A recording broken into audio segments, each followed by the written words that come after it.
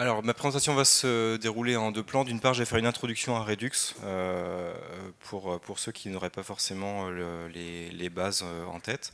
Et en tout cas, pour bien se rappeler ce qu'est Redux en dehors de React, parce que souvent on utilise les deux et la frontière n'est pas toujours très nette pour tout le monde.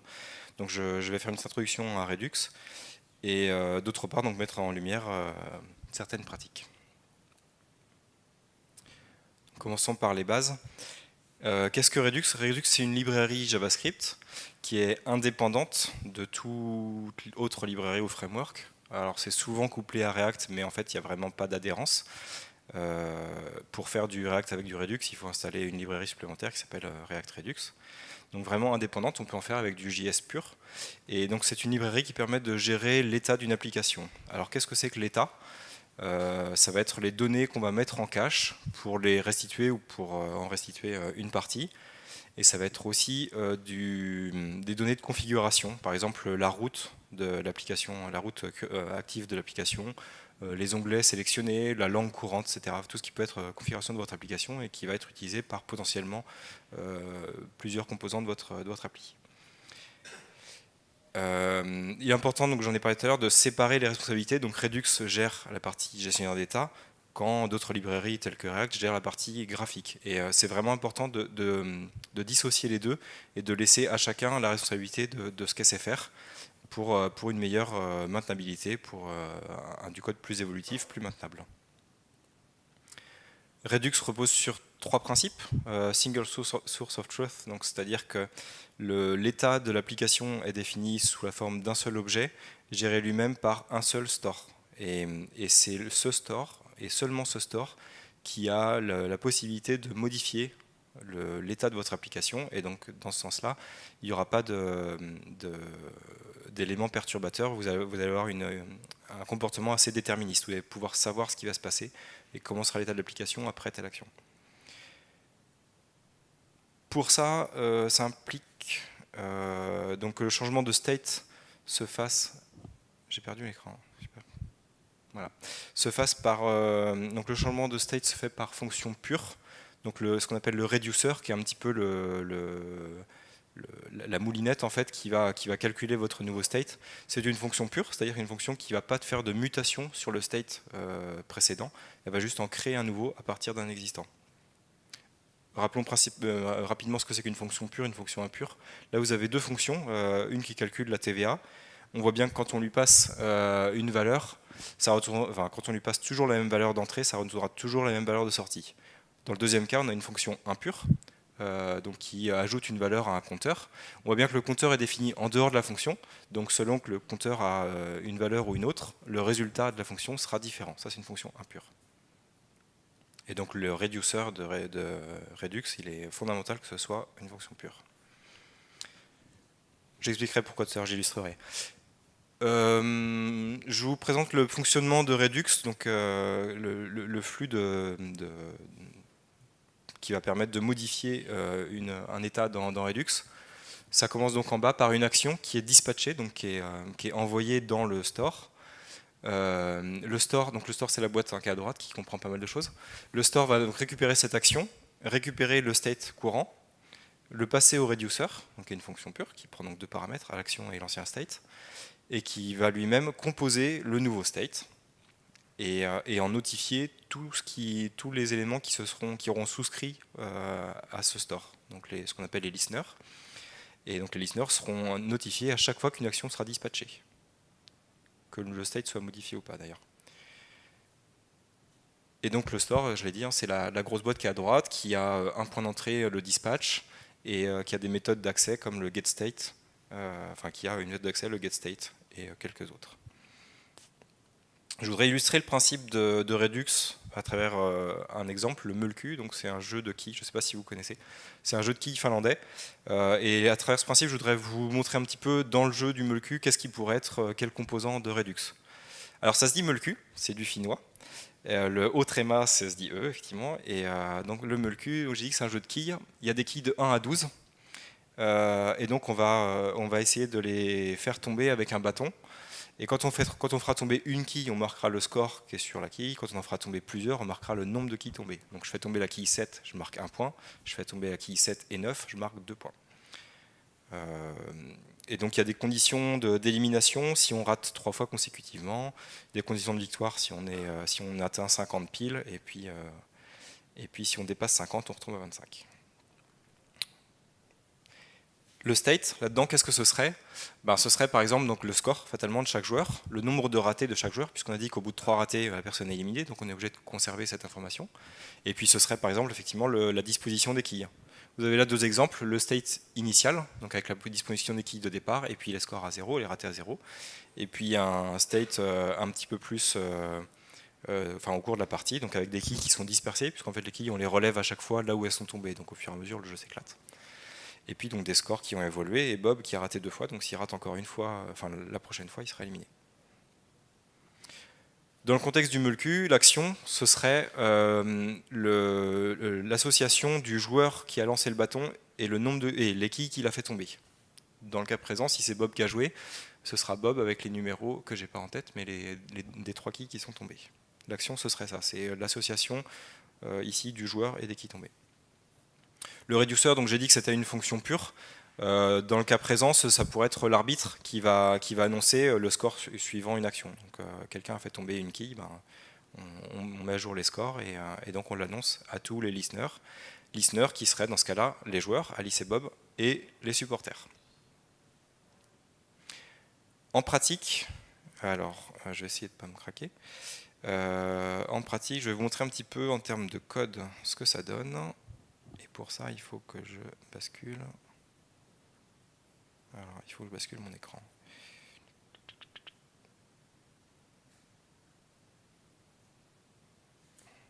J'aurais dû mettre un intermède musical. Cloner, voilà. Si ça marche.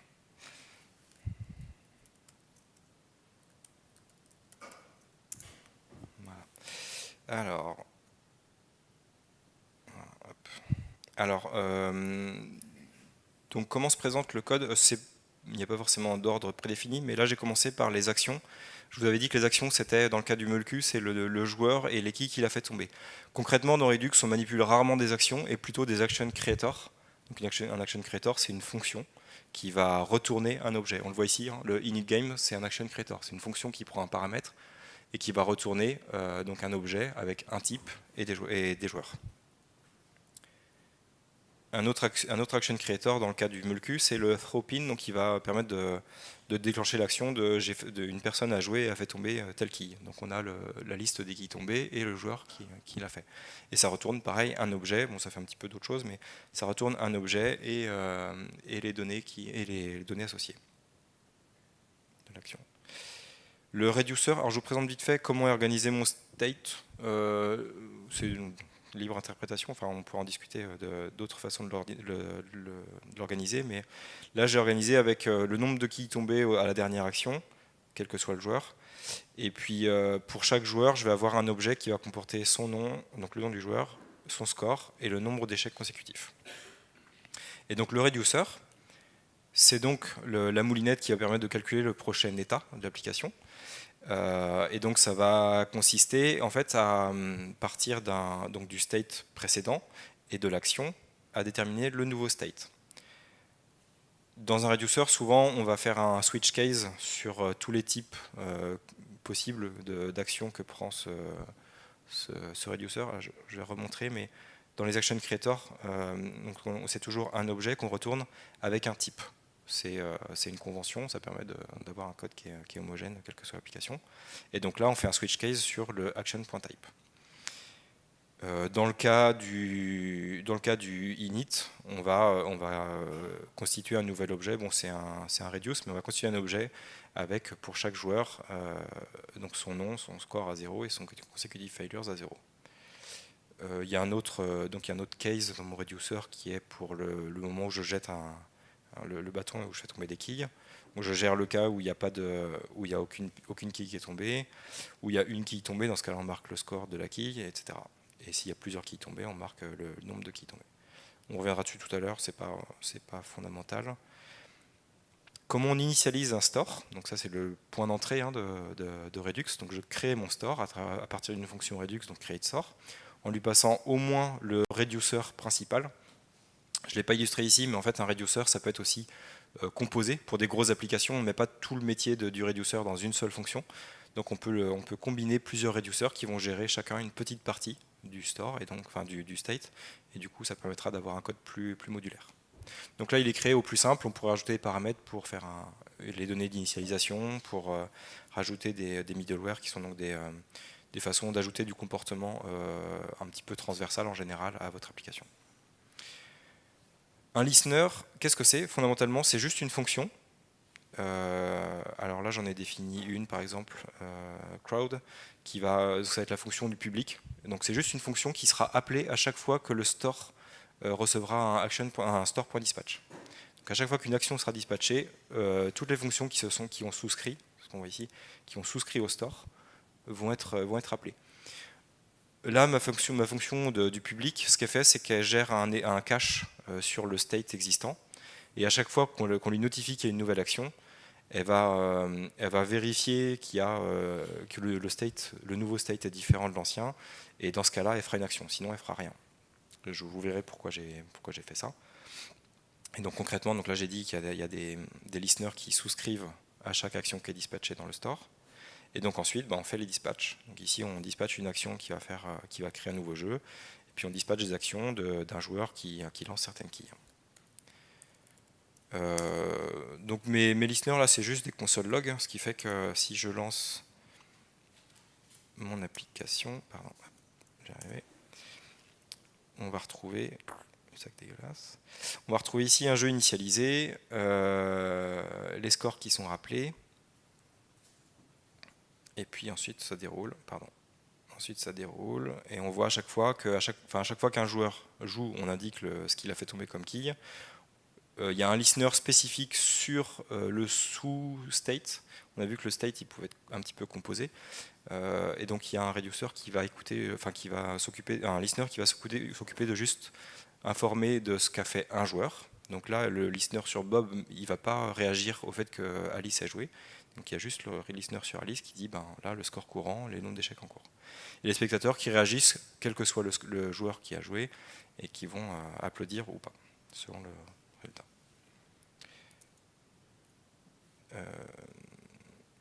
Ici, le listener, j'ai dit que c'était un console log.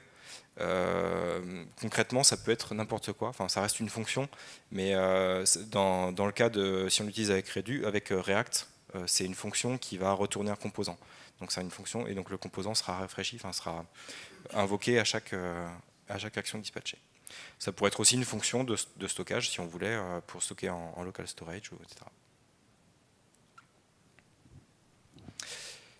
Est-ce que Redux c'est la meilleure solution pour faire la gestion d'état? Alors je dirais que le but c'est pas de dire que Redux c'est mieux ou moins bien que d'autres solutions.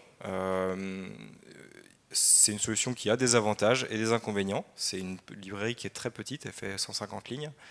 Elle impose pas beaucoup de choses sur la façon de l'utiliser, raison pour laquelle je fais ce talk aujourd'hui. Et donc c'est à la fois ses avantages et ses inconvénients, selon le point de vue, puisque c'est pas forcément très cadré. Des fois, il y en a qui voudraient plus de cadrage. Et quoi qu'il en soit, ça reste une librairie qui est très utilisée et qu'il est bon de maîtriser au mieux parce que ça a effectivement des possibilités assez appréciables. Passons à la partie bonne pratique.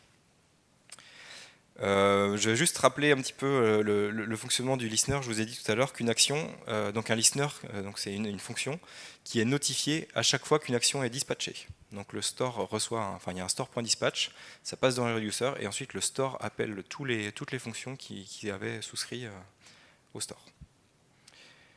Si dans le cas de ce que je vous ai montré tout à l'heure, j'avais un listener qui gardait en mémoire le state précédent et qui comparait avec le nouveau state pour voir s'il y a des modifs, auquel cas il réagit, sinon il ne réagit pas. Si cette comparaison est effectuée avec un deep equal, donc on va comparer attribut par attribut dans toutes les profondeurs du state, si le listener il compare en deep equal, c'est un processus qui est très coûteux, qui va être appelé à chaque fois qu'il y a une action qui est dispatchée, pour chaque listener qui écouterait le state, donc c'est quelque chose qui n'est pas envisageable. C'est pourquoi les listeners sont basés sur de la comparaison par référence. Ce que vous voyez tout à l'heure, j'avais un previous state not equal new state. Donc ça c'est fondamental. Et puisque les listeners sont basés sur la comparaison par référence, on n'a pas le droit de modifier un attribut, enfin plutôt, et si on modifie un attribut sur un state, eh bien ça n'a pas d'impact sur la référence. Donc un listener ne serait pas notifié s'il y a une modification du state. Donc c'est fondamental d'avoir de l'immutabilité du state.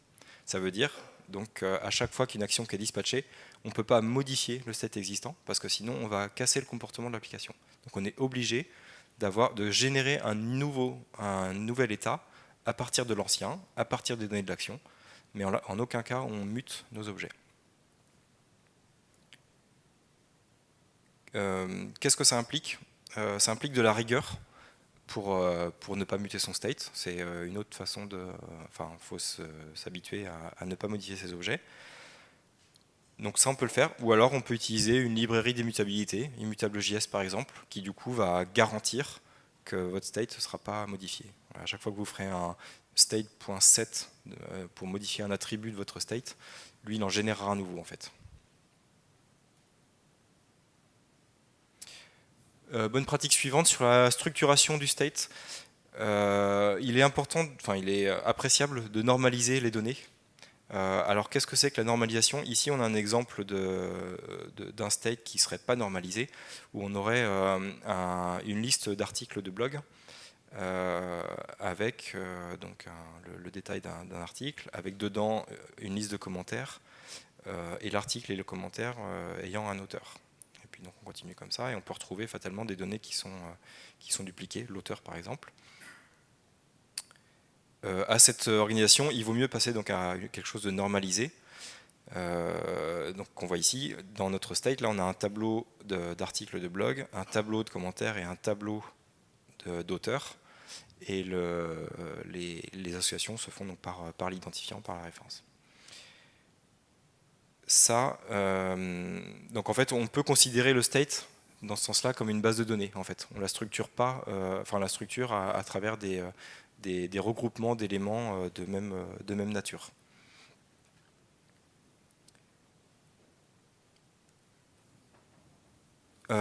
Évitez de structurer votre store en fonction de l'interface graphique. On a par exemple ici un state qui contient pas mal d'attributs, dont un attribut toolbar, qui contient lui-même un indicator, parce qu'on suppose que notre application elle a une toolbar avec dedans des applications, enfin des indicateurs, l'application LinkedIn par exemple, avec le nombre d'invitations en attente et le nombre de messages non lus. Le problème de ça, c'est que ça n'apporte rien au state, d'une part.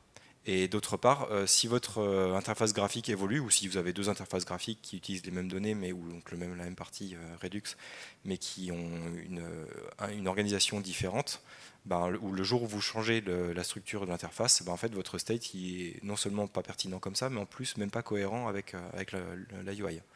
Donc séparez vraiment vos responsabilités. La UI est en charge de mettre en forme des données. Le state est en charge de conserver des données. À ce titre-là, vraiment structurez-la le plus à plat possible, avec comme une base de données qui aurait plusieurs tables directement à plat. Structuration toujours. Plutôt que d'utiliser des tableaux, utilisez des dictionnaires.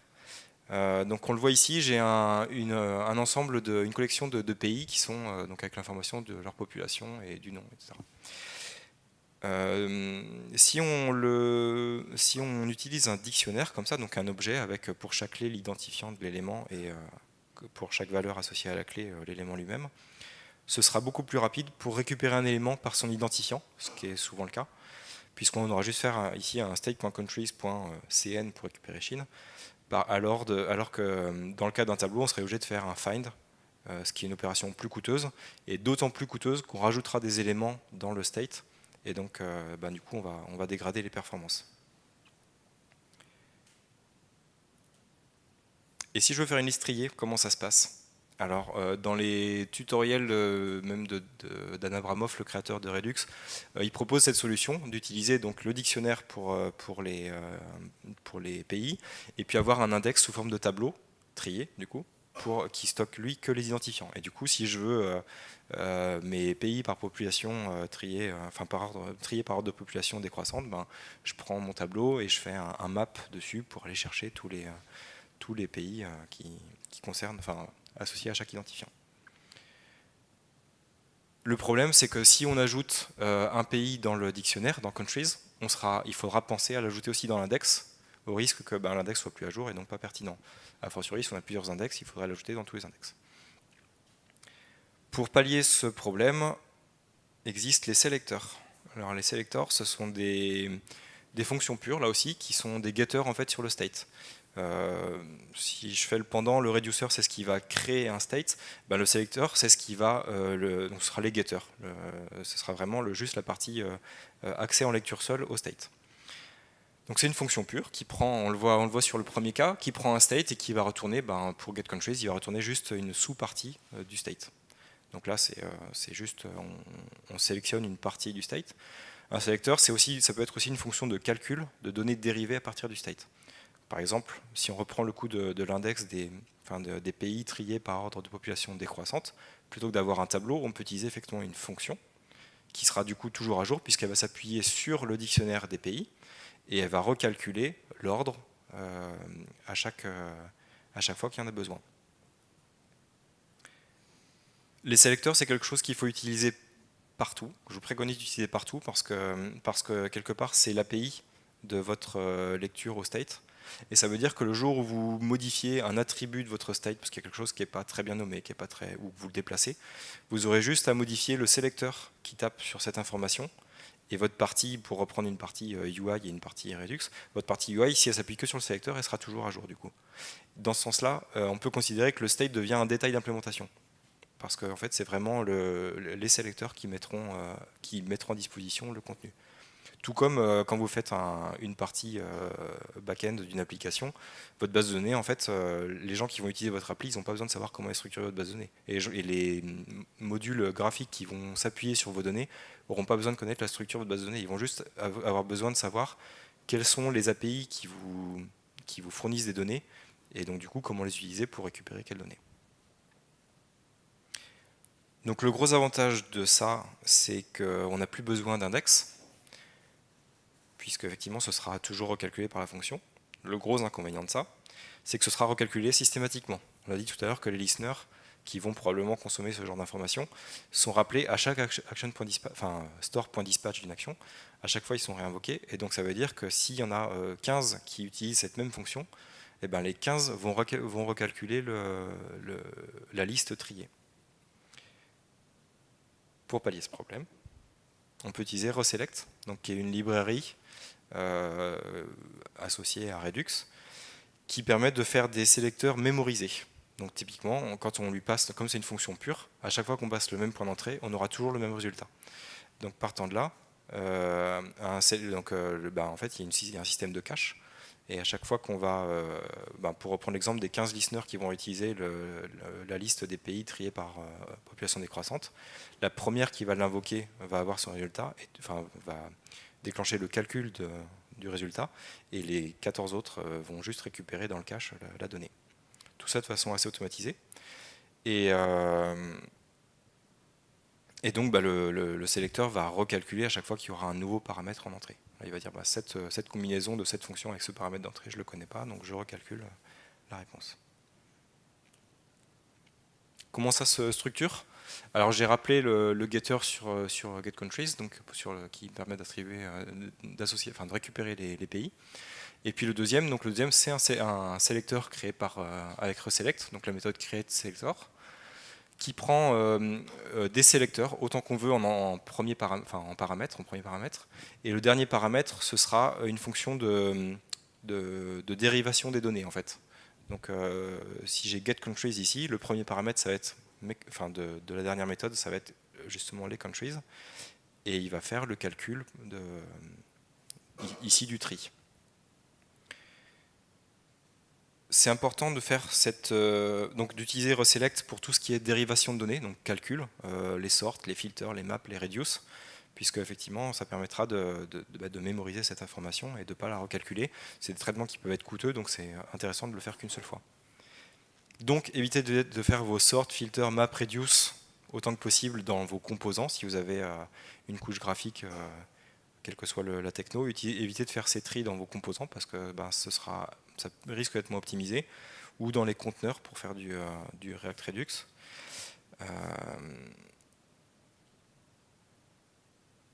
Voilà. Préconisation suivante, les ducks. Ça reste une préco, c'est discutable, mais c'est une proposition d'organisation du store, enfin des éléments Redux plutôt, en termes de fichiers.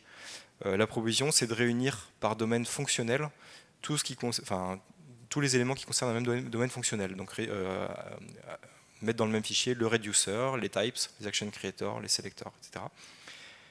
L'intérêt de ça, c'est que alors souvent on trouve justement en opposition à un fonctionnement où tous les reducers sont au même endroit, tous les types au même endroit, tous les action creators dans un même dossier fichier et tous les selecteurs dans un même fichier.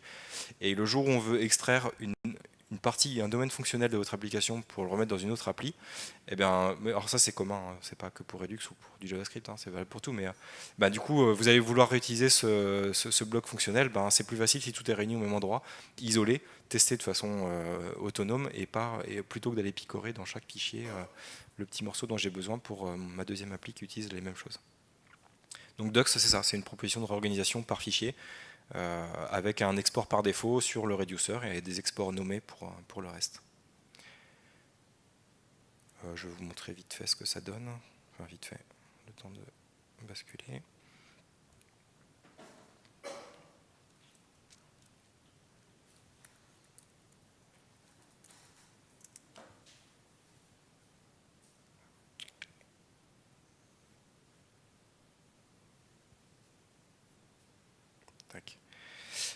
Ici, on a un duck sur des articles. Donc, on a l'action qui est export nommé, create article.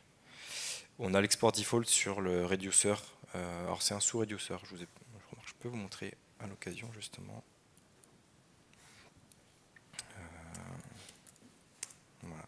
J'ai parlé tout à l'heure de combinaison de reducer, parce que c'est un reducer, enfin, on n'a pas forcément une seule fonction qui fait tout le reducer de toute l'application.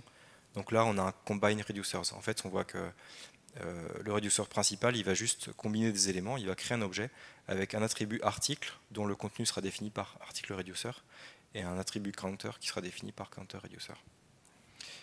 C'est un petit détail. Et donc si je reviens sur mon article, donc ici on a le sous-reducer qui concerne que la partie article. On a un export nommé pour les sélecteurs, et puis c'est tout ce que j'ai ici. Tac.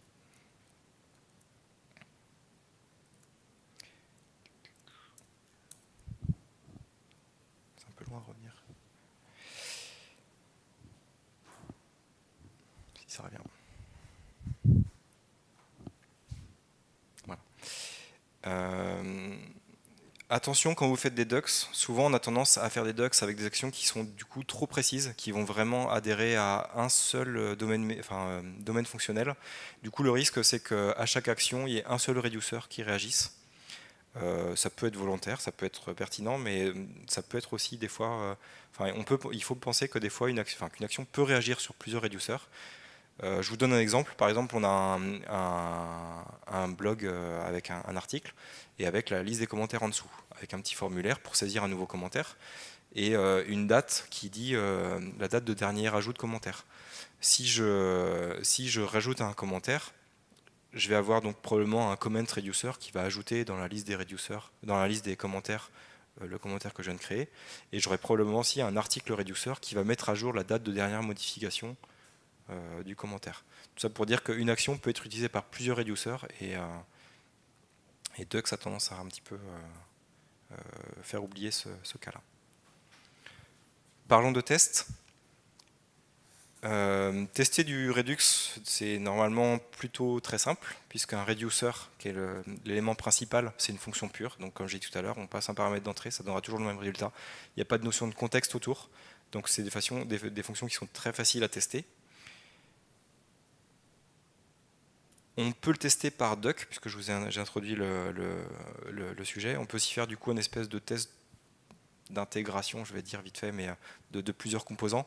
À savoir, on va déclencher un dispatch et donc le reducer va être invoqué. Et à la fin, on va tester ce que les sélecteurs nous rendent. Et par ce biais-là, on va avoir testé toute la chaîne du domaine fonctionnel qu'on est en train de tester. Je vais vous montrer ça. Et je vais vous montrer aussi du coup dans un deep freeze. On a parlé d'immutabilité tout à l'heure et du fait que soit on est rigoureux dans notre code, soit on utilise une librairie qui fait de l'immutabilité. Le deep freeze, c'est une façon d'être rigoureux, parce qu'en fait, si vous écrivez vos tests, que vous couvrez bien tout votre reducer, et que vous utilisez du deep freeze en fait, ça va juste, j'ai pas dit, ça va juste geler l'objet qu'on lui passe en paramètre, donc le state, ça va le geler, donc on ne pourra pas muter cet objet dans tout le process qu'on va exécuter. Et donc si vous faites du deep freeze sur chacun de vos objets, ça va être une façon, enfin sur chacun de vos tests, ça va être une façon de garantir justement qu'il n'y a pas de mutabilité sur votre code. Je vous montre ça en rebasculant.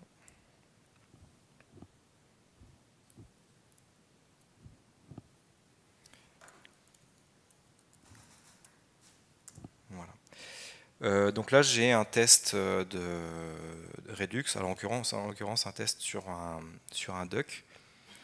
Donc on voit ici que je crée un store avec le create store de Redux. Je lui passe le reduceur que je veux tester.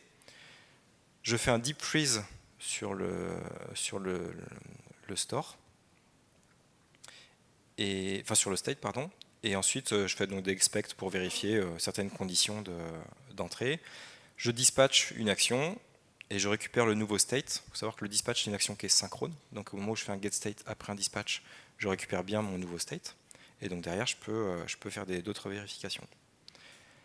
Le deep freeze, donc là, si j'exécute mon test, on va voir que ça passe.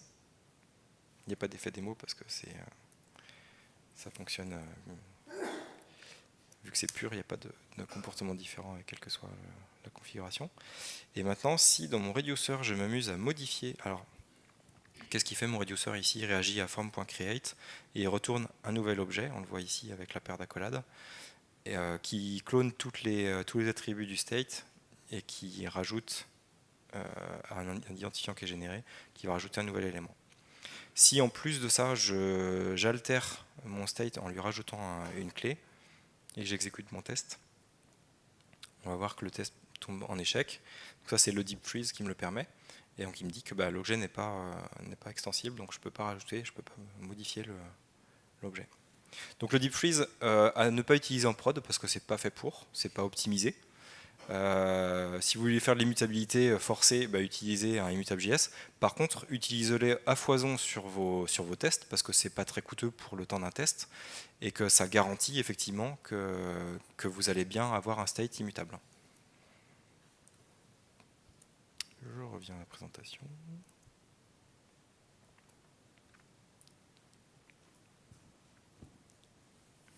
La partie suivante, c'est faut-il tout mettre dans Redux ou pas, auquel je ne répondrai pas puisque c'est le sujet du talk suivant. Voilà, j'en dirai pas plus. Redux Thunk, c'est une librairie développée par Dan Abramov, donc l'auteur de Redux. Une grosse librairie, il y a 15 lignes environ. On a vu qu'une action en Redux, c'est un objet avec un type et avec des données supplémentaires. Avec Redux Thunk, on ajoute le fait qu'une action, ça peut être une fonction. Une fonction qui a cette signature, elle prend deux paramètres, dispatch et getState, donc qui sont les dispatch et getState du store, et elle fait ce qu'elle veut. Donc ça permet donc d'accéder au state avant de dispatcher quelque chose, après avoir dispatché quelque chose. Ça permet de faire plusieurs dispatchs, si on veut. Ça permet de faire des appels asynchrones. On peut faire un promise.then pour aller récupérer des données. Et puis sur le then, on fait un dispatch de ça s'est bien passé. Et sur l'erreur, on fait un dispatch de ça s'est mal passé. On peut aussi faire donc ce que je disais tout à l'heure. Je vous montre un exemple plutôt d'un premier thunk. Ici, donc c'est bien une fonction dispatch getState et qui retourne donc un ensemble d'actions, enfin un ensemble de commandes. Donc ici, je récupère le state avant d'avoir fait le moindre dispatch, donc c'est le state avant que l'action soit déclenchée. Je fais un premier dispatch, je récupère le state intermédiaire, je fais un deuxième dispatch et je récupère le final state. Et là, mes trois states seront vraiment des objets différents, avec potentiellement du contenu différent. Donc ça, c'est un petit peu ce que permet Thunk. J'ai dit aussi que ça permettait de faire des opérations asynchrones. On le voit ici. Donc il y a une action qui est déclenchée, c'est le fetch articles. Donc on va commencer par dispatcher une action qui s'appelle start fetching articles, qui va probablement mettre un spinner pour dire que les données sont en train d'être chargées, qui va faire un fetch data, donc déclencher l'action de récupérer vraiment les données, et sur le succès va déclencher une certaine action, sur l'erreur va en déclencher une autre. Le gros inconvénient de ReduxThunk, ou les gros inconvénients, c'est que si on a plusieurs promises qui sont chaînées, si dans le then de mon fetch data, je veux déclencher un nouvel appel et gérer à nouveau un then et un catch, on va avoir du code très très imbriqué, difficile à lire, encore plus difficile à maintenir et à tester. Et donc pour résoudre ce cas-là, il y a Redux Saga, qui est une autre librairie, qui permet de faire de l'orchestration d'actions complexes et ou asynchrones. Je ne vais pas m'étendre beaucoup dessus parce que ça mériterait une presse le sujet tout seul. Ce sont des fonctions pures, donc j'y reviens, c'est facile à tester du coup. Donc c'est particulièrement quand on fait de l'orchestration d'actions complexes, c'est quand même pratique d'avoir quelque chose qui permet de le tester très facilement. Et ça utilise la syntaxe ES6 des générateurs, donc vous voyez la fonction étoile et le yield à la quatrième ligne. Donc c'est une syntaxe auquel il faut s'habituer, mais qui permet, dans le cas de Redux Saga, de rendre les choses beaucoup plus testables que des enchaînements de promises. Le yield, grosso modo, c'est que ça marque une pause dans l'exécution de la méthode jusqu'à ce que le call ait répondu. En fait, c'est vraiment, il y a un système, enfin, on a l'impression que c'est du synchrone si on veut. Les Redux DevTools, on voit trop de gens faire du debug de Redux avec du console log, c'est moche et c'est pas efficace et c'est coûteux, c'est long. Et c'est pas sûr en plus. Donc les DevTools, donc c'est une extension Chrome et Firefox, si je me trompe pas, qui permet directement sur votre application de vérifier quel est l'état du store, quelles actions ont été dispatchées, dispatcher des actions à la main si vous voulez, et faire du voyage dans le temps. Ça c'est assez magique. Je vais vous montrer comment ça marche. Je vais vous montrer comment ça marche. Je rebascule, c'est relent. Ah non, il ne fallait pas que je bascule, c'était une blague. Ça n'a pas basculé. Très bien. Oui. Je vais y arriver.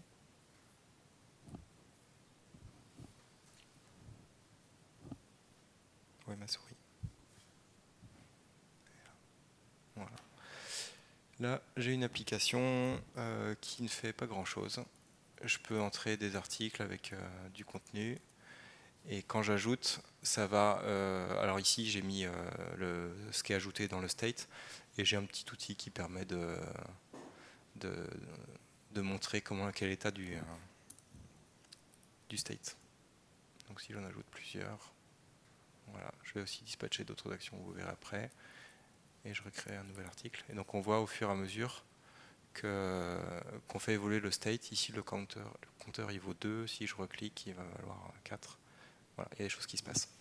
Les DevTools, c'est donc un truc moche. Ouh. On m'avait dit de virer la console parce qu'il y avait des trucs dégueulasses qui se passaient.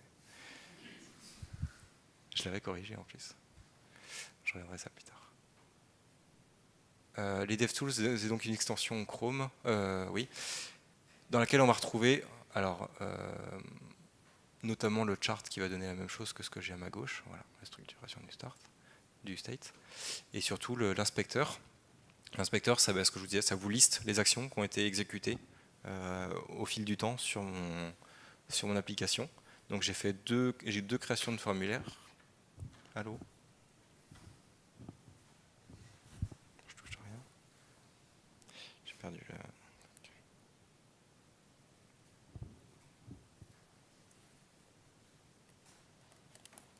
Je ne sais pas pourquoi ça a bougé. Veuillez nous excuser pour cette interruption momentanée des programmes. Pas de signal, mais s'il y a du signal, mon petit monsieur. Allô ? Je ne sais pas quoi faire.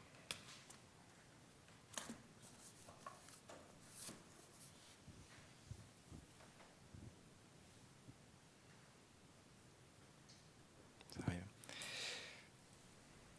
Donc je disais qu'on voit, si je retrouve ma souris, on voit donc les actions qui ont été dispatchées, ici des créations de formulaires, l'incrémentation du compteur, etc. On peut ici remonter dans le temps. Je peux revenir à l'état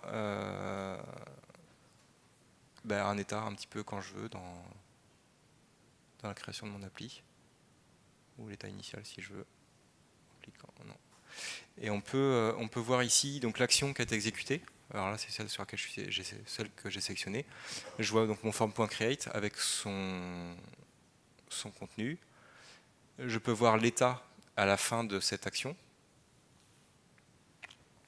Je peux voir, donc du coup, si je me mets ici, on voit bien qu'il y a un deuxième state qui a été un deuxième article qui a été ajouté. On peut voir le différentiel pour chaque action. Donc au moment de l'exécution de cette action, ce qui a changé, c'est que dans Articles, il y a un nouvel élément. Au moment de l'exécution de cette action, ce qui a changé, c'est que le compteur il a été incrémenté. Et on peut déclencher à la main, je vous disais, ça c'est quelque chose que j'utilise pas souvent, mais peut-être que c'est très utile quand même. On peut déclencher des actions à la main, et du coup, là, ça va rajouter un élément ici. Et donc, on peut faire du time travel. Donc ici, je peux, en fait, vous voyez, au fur et à mesure, avancer, reculer, enfin, me mettre où je veux dans l'historique de l'application. C'est très utile.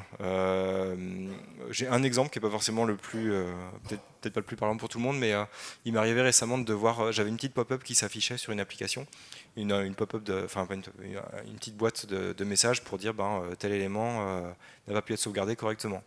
Et c'est une petite information qui disparaît au bout de 5 secondes. Le timer, enfin le fait qu'elle soit affichée, c'est géré dans le state Redux.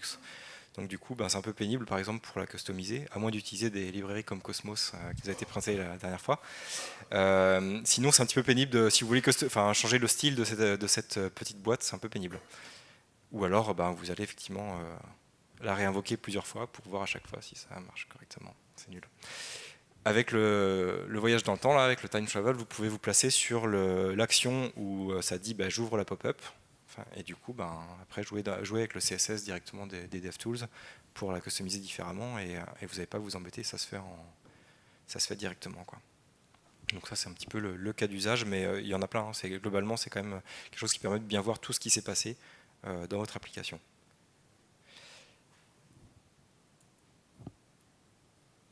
D'autres librairies notables.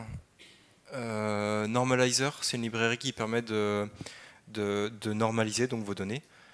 À l'origine, c'était aussi de Dan Ramoff, l'auteur de Redux. Ça a été repris par quelqu'un d'autre. L'idée, c'est que vous récupérez une réponse d'une API, je sais pas moi, de GitHub pour, je sais pas, le détail de votre profil, par exemple. Peut-être que les données sont assez imbriquées. C'est-à-dire que vous aurez vos identifiants, etc. Et puis après, vous aurez la liste de vos projets avec le détail de chaque projet. Eh bien, avec Normalizer, vous allez définir en fait le schéma des données que vous allez avoir. Et du coup, il sera en charge de tout mettre à plat tout seul. Redux Undo, c'est une petite librairie qui permet de rapidement faire du undo, redo sur votre state. Vous définissez les champs que vous allez faire, sur lesquels vous voulez faire du undo, redo, et ça se fait très très facilement. Pour conclure, si vous deviez retenir que ça, Redux c'est quelque chose qui est très puissant. C'est important de savoir bien le manipuler. On peut s'y perdre si on n'a pas trop de lignes claires d'utilisation. Donc ça implique un petit peu de se plonger dedans et de faire preuve de pragmatisme, de ne pas appliquer des règles de bonne pratique sans les comprendre, parce que sinon, d'une part, c'est la meilleure façon de rapidement faire les choses pas propres, et en plus, il y a d'autres personnes qui arrivent sur le projet qui se contentent d'appliquer tel que c'est fait sans se poser de questions. Au bout d'un moment, vous aurez un code qui sera difficilement maintenable. Donc comprenez les bonnes pratiques que vous voulez mettre en place, ou posez-vous la question, trouvez la bonne pratique, et du coup, vous saurez pourquoi vous le faites. J'espère que cette présentation vous aidera à mieux appréhender Redux lors de vos prochains projets. Pour finir, je tiens à remercier Jean-Baptiste, Alexandra, Julien, Zélia, Silver, Mab, Thibault, Dorothée et Yann qui m'ont aidé à mettre en place cette présentation. Je vous remercie. Et si vous avez des questions, je vous écoute.